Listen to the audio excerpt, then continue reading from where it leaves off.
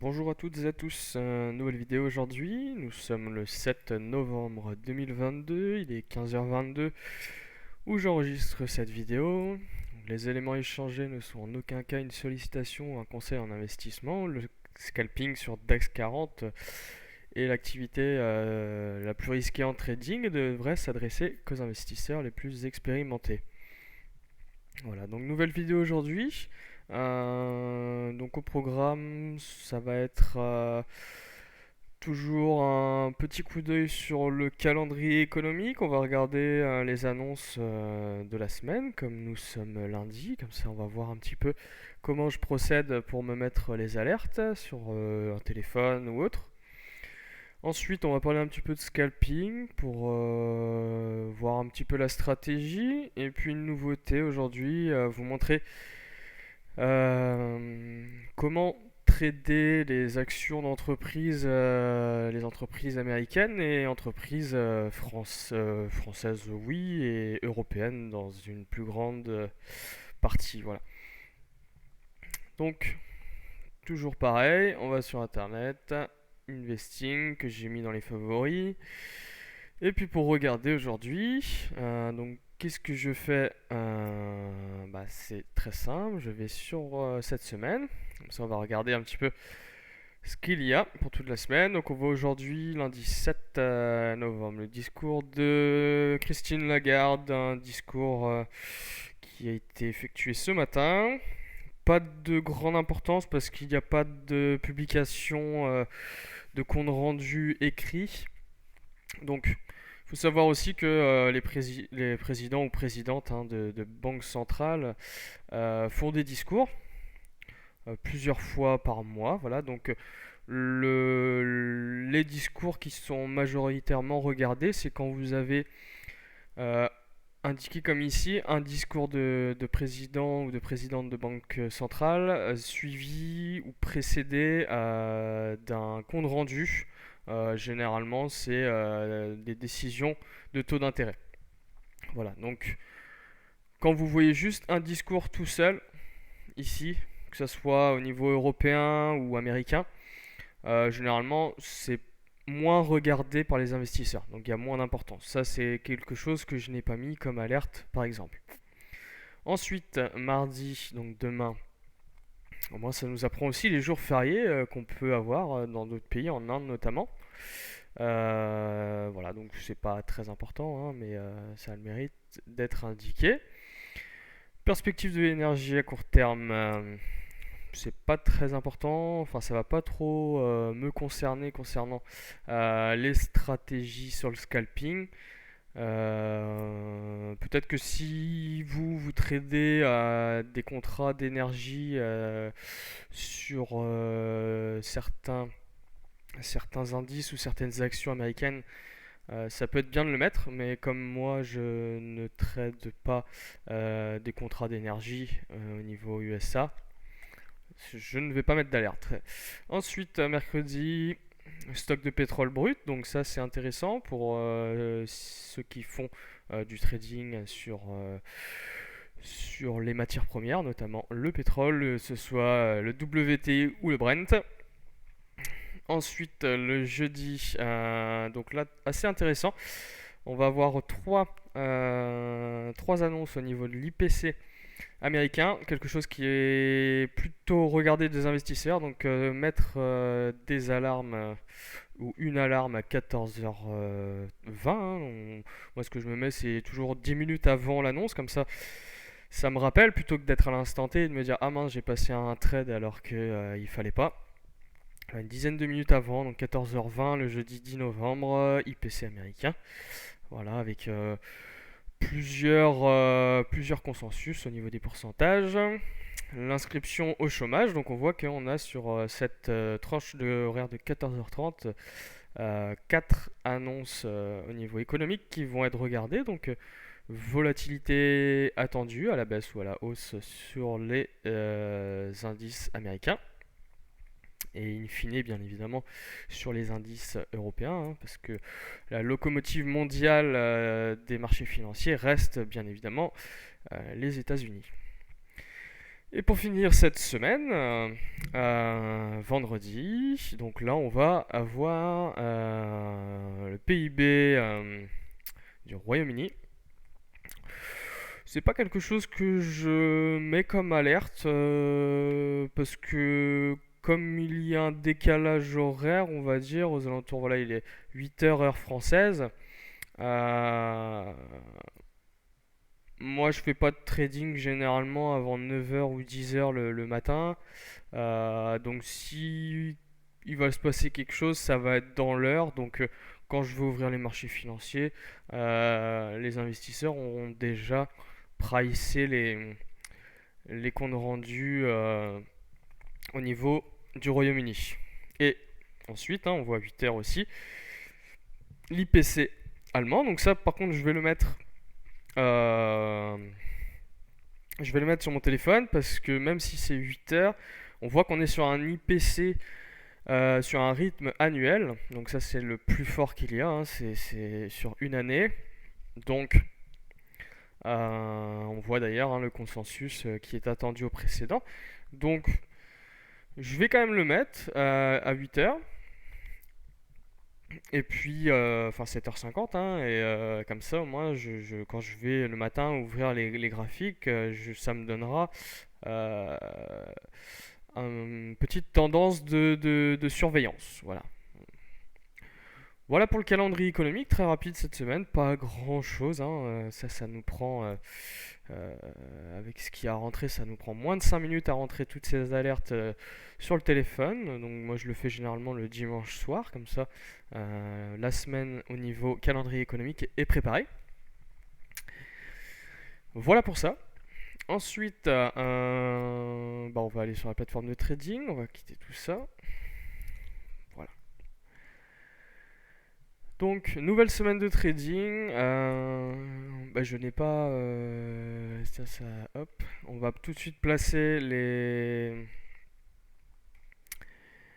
petites lignes verticales. Si vous avez regardé 10 précédents live, vous allez commencer à être familier normalement avec ce que je fais. Voilà.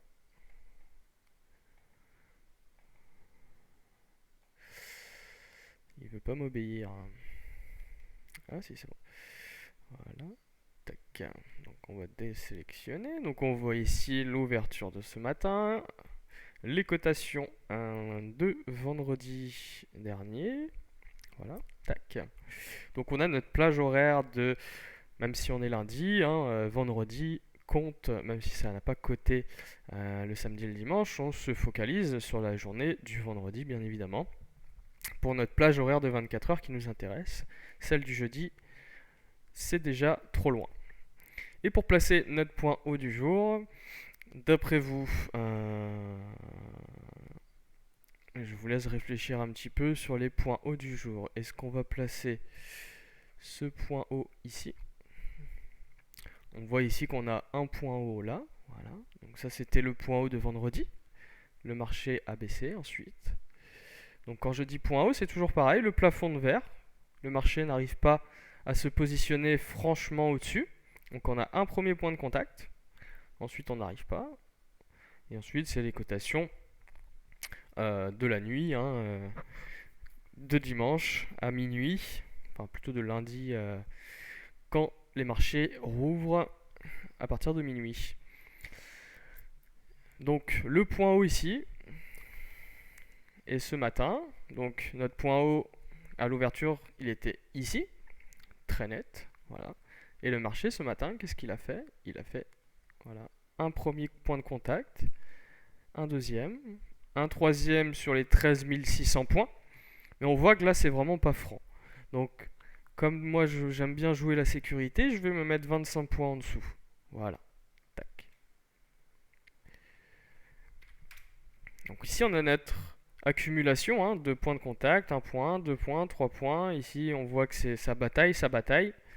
Et là, on commence à rebaisser. Donc là, on a très nettement notre point haut du jour qui est sur les 13 574. On a aussi une indication qui est très intéressante sur le DAX. Il faut savoir que une fois qu'on est sur les 13 500, tout ce qui est multiple de 50, est très très important.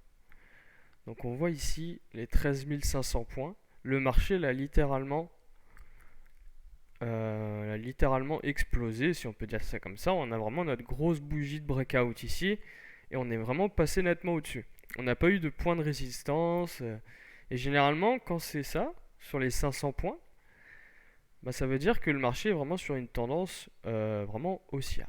Voilà, ça c'est une petite indication aussi qu'il faut prendre en compte. Donc on regarde ce matin l'ouverture des marchés.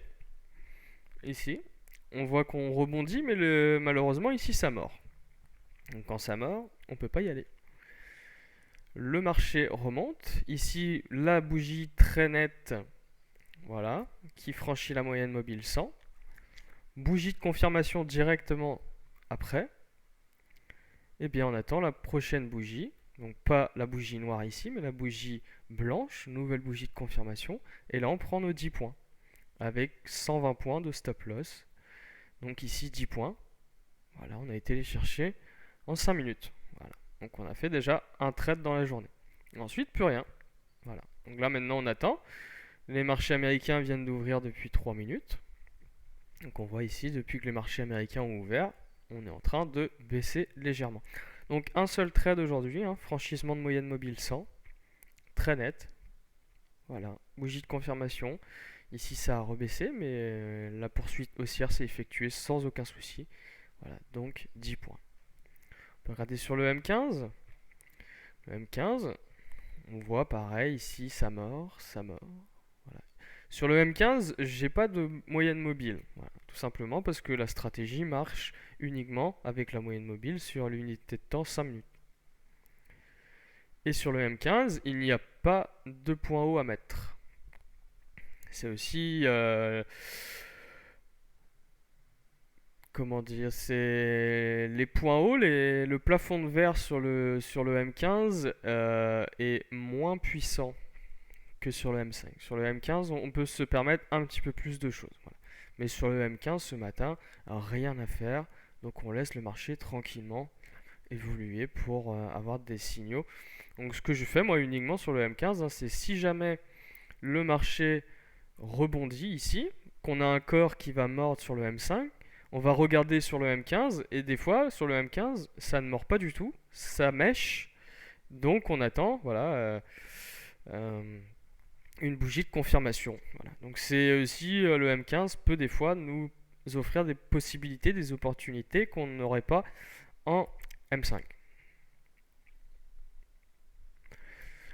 Donc voilà un petit peu pour le scalping. Pas beaucoup de choses à dire. Comme on est lundi, le lundi c'est tranquille.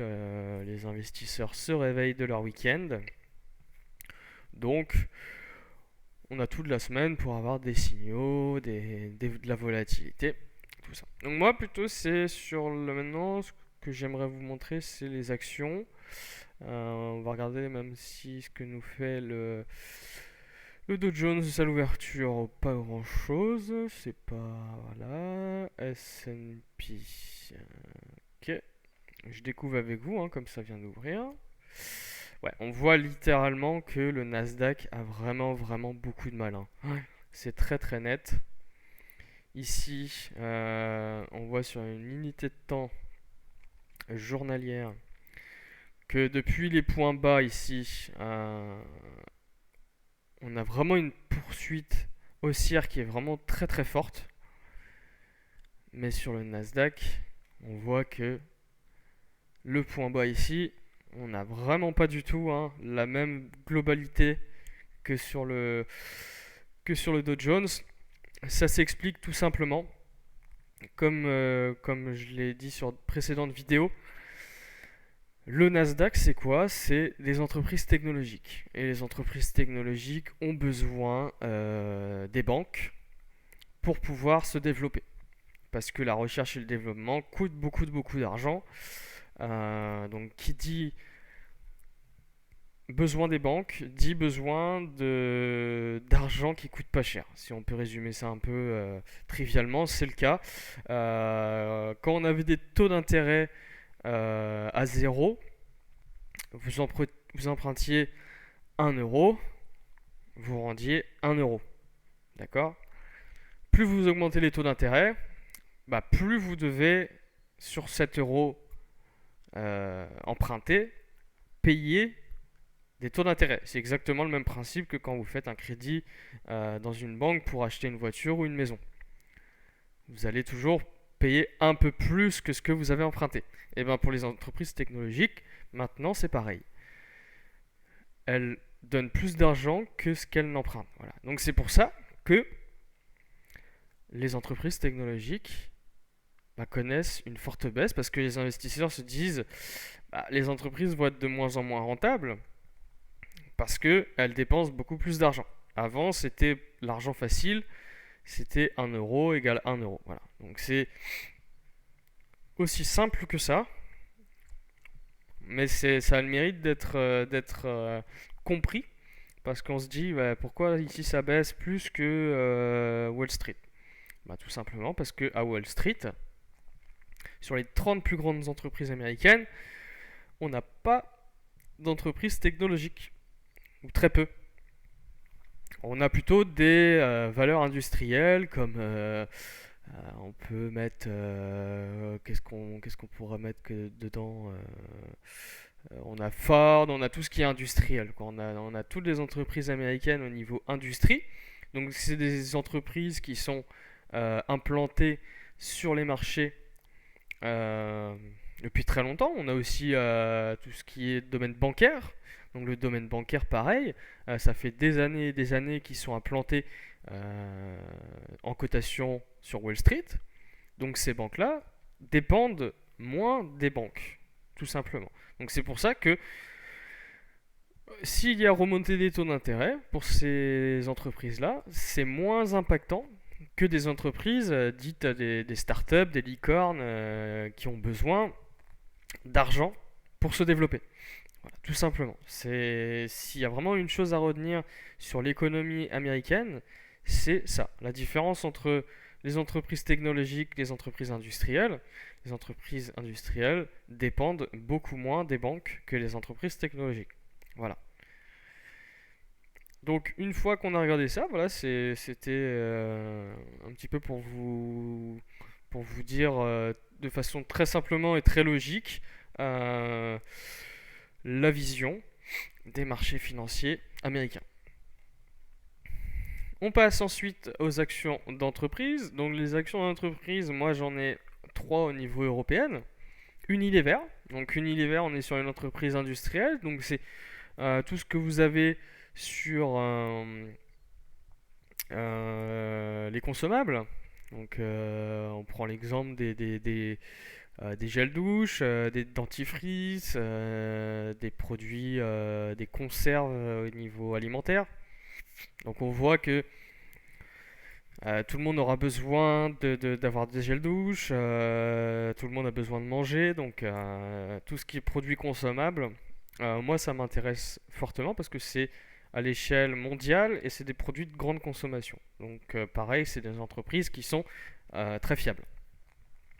Ensuite on a SAP. SAP qui est une entreprise allemande, pareil, très très bien implantée sur le DAX 40, la bourse de Francfort. Et ensuite, on a Total. Total Energy, pas besoin de présenter. C'est grosse entreprise pétrolière et puis de l'énergie au niveau mondial. Donc on va regarder un petit peu ce qui se passe et comment je fais pour regarder s'il y a des points intéressants pour acheter. Moi j'achète toujours, hein. Vous savez maintenant, je me répète, mais je ne vends jamais. Donc on voit ici on a 3 unités de temps. Donc ici c'est Unilever, en dessous SAP et en dessous Total. Donc, Unilever, unité de temps journalière, H4, M30. SAP, exactement les mêmes unités de temps et Total, pareil. Donc ce que je fais, je regarde toujours l'unité de temps la plus grande, donc l'unité de temps journalière. Et maintenant je vais regarder au niveau des points bas, un point bas ici, un deuxième point bas ici. Est-ce que ça correspond à des points hauts? des points de résistance. Donc ici, point de support, point de résistance. Ici, on n'a rien. Voilà, on voit qu'on n'a rien. Donc on va aller en unité de temps H4. On ne dézoome jamais, on a sur notre écran ce qui apparaît, ce qui est visible. On ne va pas chercher à dézoomer ou à zoomer. On laisse comme ça, voilà. Donc moi j'ai un écran, je crois qu'il fait 27 pouces. Mais généralement, voilà, c'est si vous avez un écran plus petit, bah, restez sur cet écran au niveau du zoom. Ça sert à rien de dézoomer.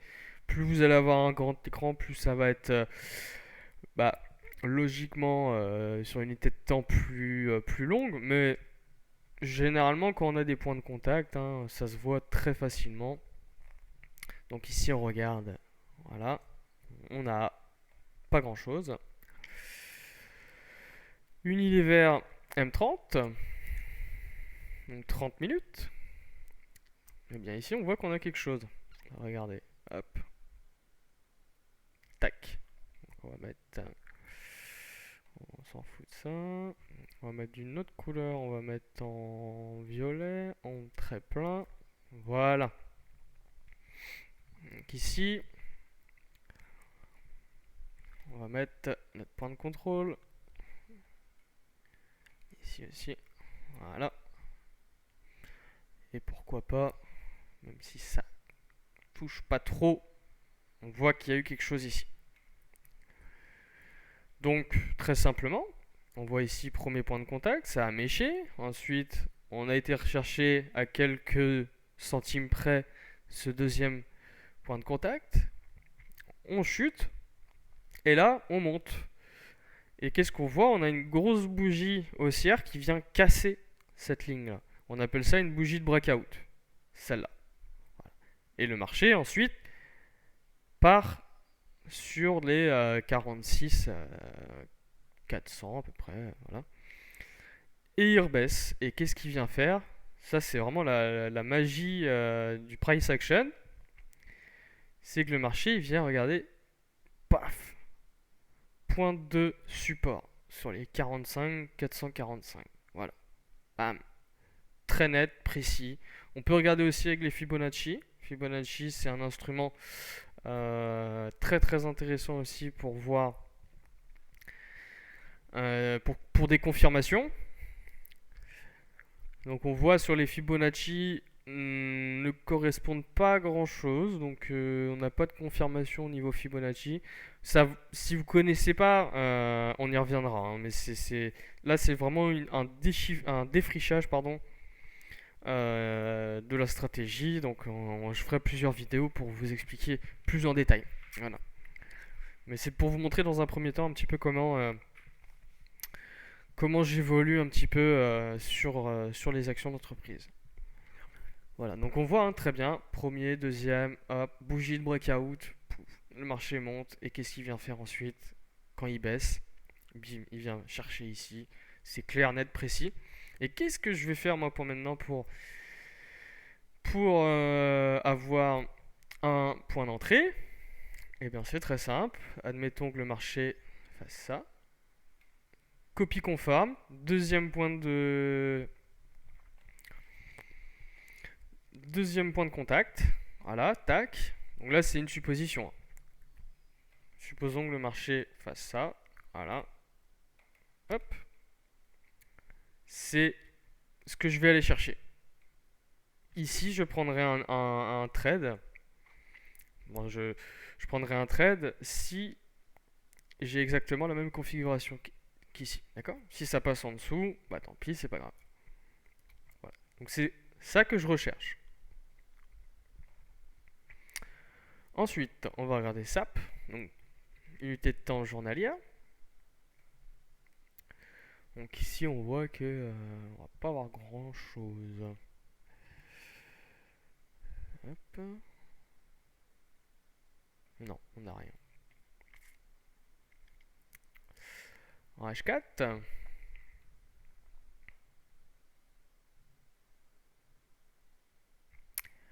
Non. Non. En M30. Et c'est très visuel, hein. C'est... Regardez. Non, on n'a rien. Et on va regarder sur Total.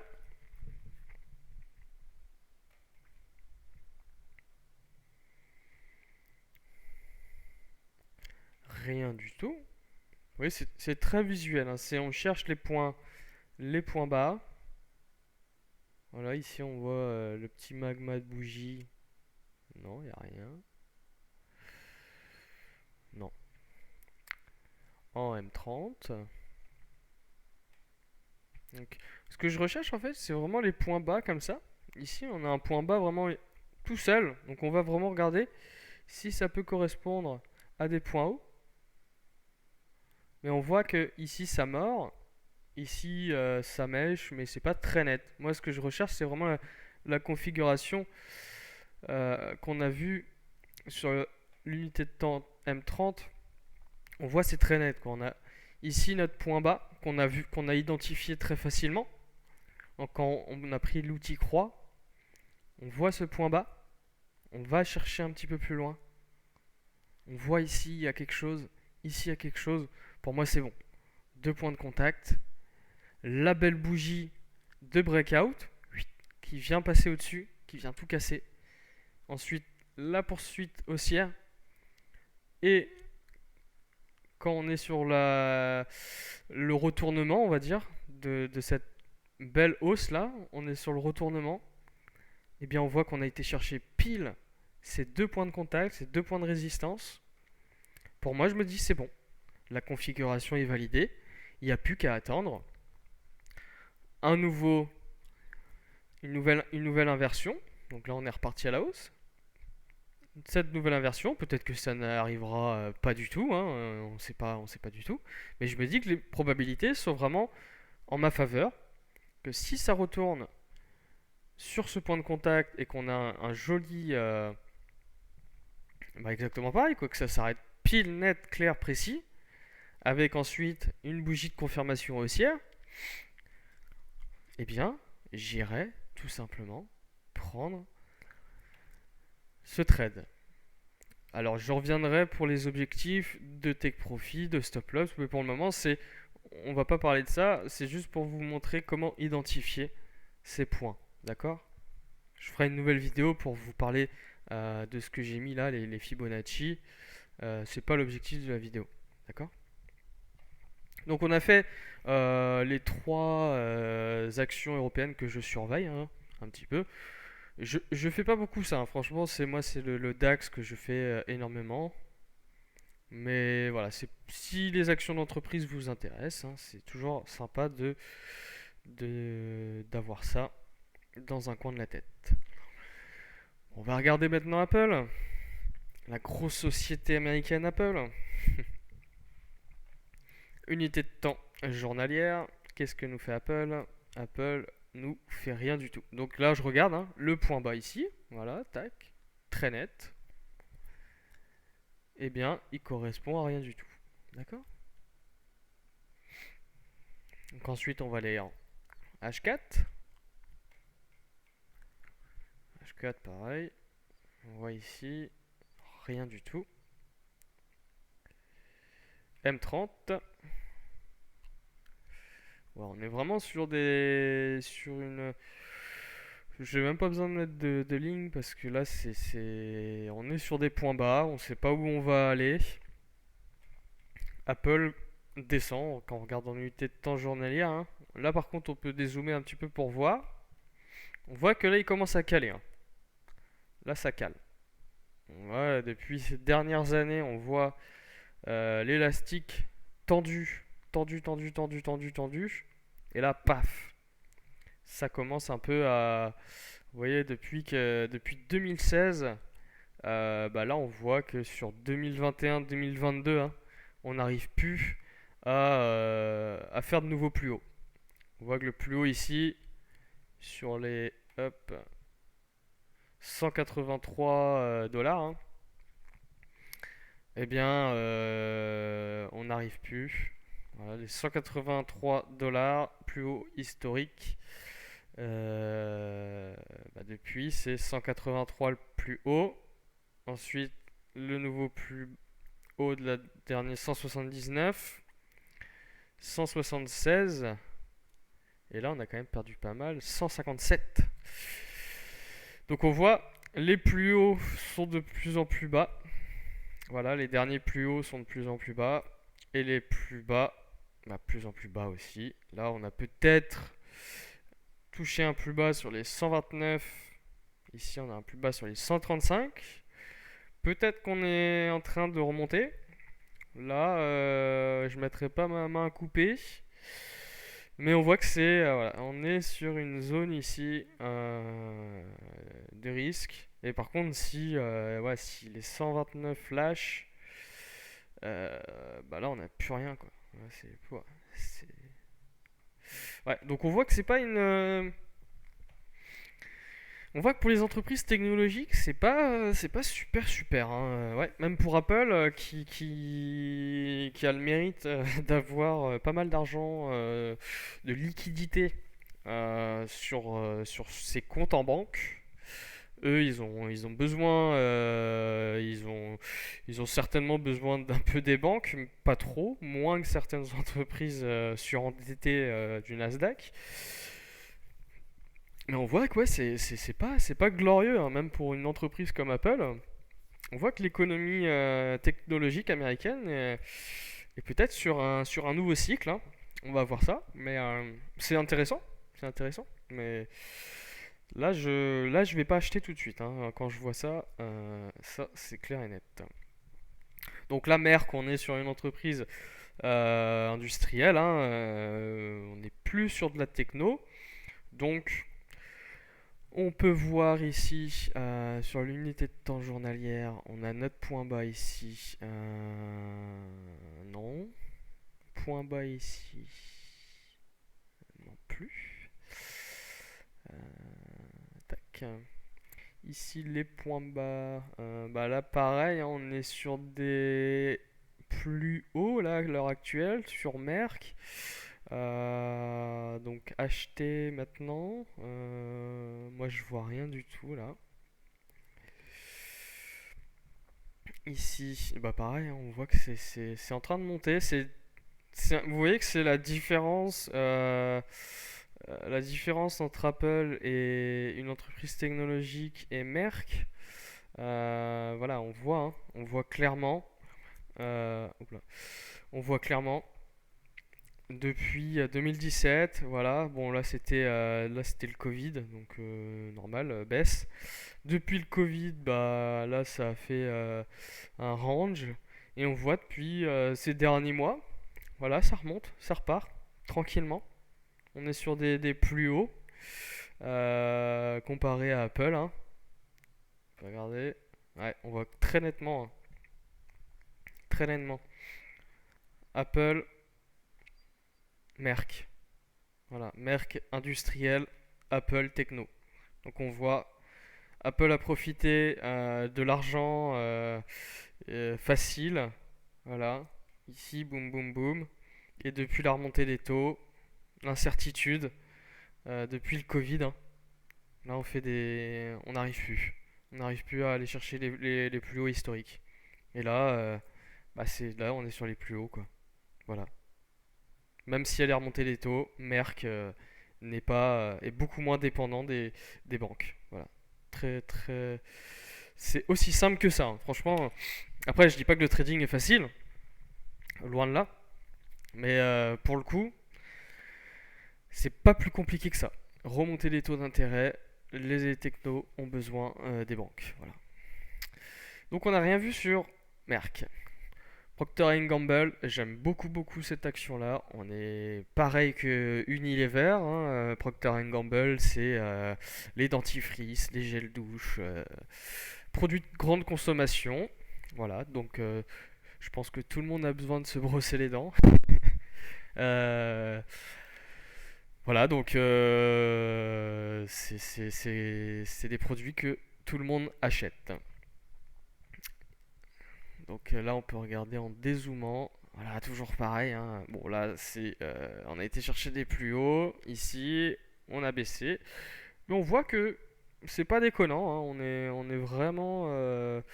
On est vraiment en horizon tranquille, même si on a fait des plus bas. Moi, j'aurais moins de mal à acheter sur ces niveaux-là du Procter Gamble que du Apple à 136, quoi. Ouais, clairement. Donc, on n'a rien, hein. Voilà, on est en train de remonter tranquille. Voilà. Procter Gamble H4. Bon, on n'a pas gros. Ah, peut-être on a quelque chose là. Ouais, on a quelque chose, on a quelque chose. Donc on voit ici, hein, on va pouvoir zoomer un petit peu. Donc on voit, hop, c'est vraiment au point près, hein. Là, là, on déconne plus. Là, c'est, regardez, sur les 130,89, même si on zoome, oh, ouais, c'est vraiment très propre, hein. C'est point de contact ici, point de contact là. Bam. Voilà. Bon, ici, on a un marteau inversé, après un joli gap. Mais, euh, mais je vais vous dire pourquoi cette configuration ne m'intéresse pas.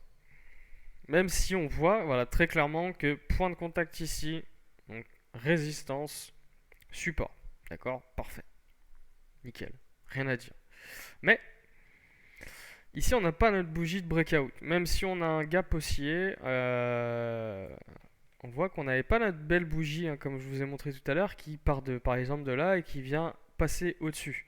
Ici, c'est hop, on s'arrête net. Bon, on a un gap, mais c'est moins franc que sur l'autre configuration chez Unilever. Donc, je vais pas la prendre celle-là. Je vais pas la prendre, mais on a bien identifié un autre point de contact. Amusez-vous à le faire, hein, ça marche, franchement, ça marche sur tout. Que ce soit les actions d'entreprise, les indices, en crypto-monnaie, surtout. Ça marche, ça c'est vraiment, ça marche sur tout. Donc entraînez-vous à le faire, même sur le DAX, hein, pas de souci. Et Procter Gamble en 30 minutes. Alors, on peut peut-être la voir. Tac, tac. Ouais, on voit pareil ici, hein. On voit pareil ici. Hop. Donc ici, on a sur les. Vous voyez, c'est vraiment au point près, hein. Là, il n'y a rien à dire. On peut peut-être mettre un Fibo pour ce. Ah ouais, c'est pas mal quand même. C'est pas mal du tout, hein. Regardez. Ici, on a les 130-36 et le Fibo Bon, ça va pas vous parler si vous connaissez pas les Fibo, mais on a les Fibo sur les 130-43. Donc là, ça se joue à quelques centimes. Pour moi, c'est une configuration qui est pas trop déconnante, hein. Qui est pas trop déconnante. Donc, hop, on va mettre le point de contact là, point de contact ici. Bougie de breakout. Regardez. Ça, par contre, c'est moche. Ça, c'est pas non. Moi, ce que je veux, c'est vraiment quelque chose qui part de loin et qui casse, quoi, net. Quelque chose de, je sais pas si je peux la matérialiser, mais quelque chose qui part comme ça là. Hop, ouais, la bougie de breakout, quelque chose qui fasse comme ça, quoi, qui casse la ligne. Là, là, ça franchit, mais oui, attendez, hop, on va faire comme ça. Hop. Ici, tac, donc point de contact, on voit que là, c'est essoufflé, quoi. C'est clairement essoufflé en fin de cotation. Là, on a. Non, pour moi, c'est pas net. Mais on voit bien. Regardez. Si j'avais eu la bougie de breakout, hein, comme je vous ai dit, hein, cette bougie qui casse nettement cette, ligne d'overlap, pour moi, la configuration était bonne. Un point de contact. Deuxième point de contact ici. Les 61,8 de Fibonacci qui sont très bons. Bah moi j'aurais attendu pareil, hein, j'aurais attendu les 130-36 pour un éventuel point d'entrée. Voilà, pour acheter. sur les 136. Les 130.36, pardon. Voilà. Donc vous voyez un petit peu, moi c'est la façon, ma façon de trader sur les actions d'entreprise. Bah voilà, on a fait le tour. Bon, j'ai été un petit peu rapide, pas exhaustif sur toute la stratégie, parce qu'il faut un peu de temps. Ça va prendre un petit peu de temps. Enfin, on a déjà 40 minutes de vidéo là. Moi, quand je vois des vidéos de plus d'une heure, faut vraiment que je sois pris dedans. Donc, ah bah regardez comment c'est magnifique. Voilà, bah voilà, on a un trade en direct live. Parfait. Vous voyez, tac. Les points hauts du jour. Ici, le bel arrondi. Ça rebondit sur un niveau très important en plus, donc c'est très puissant. Sur les 13 502.80. D'accord? Voilà. Donc ici, on a un doji. Donc un doji, c'est l'ouverture égale la fermeture. Voilà. Et ici, dans une minute, on a notre bougie de confirmation ici. Le RSI en dessous les 50. Est-ce qu'on en a sous les pieds? Très largement. Le point bas du jour, c'est sur les 13 400 points. Donc on a 100 points sous nos pieds. Donc largement. Est-ce qu'on est plus loin que les 25 points des plus hauts? On est à 51 points des plus hauts. Donc notre setup est validé. Dans 40 secondes, on va pouvoir prendre notre trade. Voilà, tout simplement. Ouais, regardez, j'ai fait un petit live de 41 minutes. Et en faisant ce live, voilà, il y a une configuration qui vient d'arriver sous nos yeux. Voilà. Donc c'est exactement ce que je cherche à trader. C'est pas passé grand chose hormis cette bougie de breakout sur la moyenne mobile 100. Ici, bougie de confirmation. Et là, dans 3 secondes, hop, et bien on prend le trade. Voilà. Le trade est pris. Et maintenant, on n'a plus qu'à attendre. Voilà, donc on a notre point d'entrée sur les 13 525. Donc TP 13 536. Voilà. 13 536. Et notre stop loss sur les 13 524. Voilà. 13 424, pardon. 100 points en dessous. Donc, est-ce qu'on va aller au take profit? Est-ce qu'on va pas aller au take profit? On n'en sait rien. Mais bon, c'est voilà, très des prix. Voilà, donc on voit en 130.